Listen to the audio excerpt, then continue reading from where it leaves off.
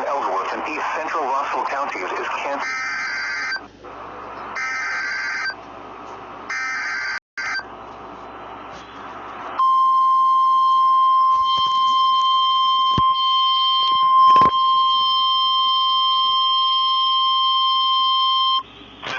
Weather Service has issued a severe thunderstorm warning for northern Lincoln County, northeastern Russell County, until 7:30 p.m.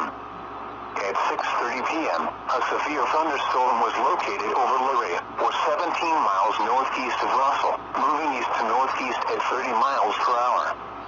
You can expect 70-mile-per-hour wind gusts and ping-pong ball-size hail. The warning was based on radar indications. The following impacts are expected: people and animals outdoors will be injured. Expect hail damage to roofs, siding, windows, and vehicles. Expect considerable tree damage.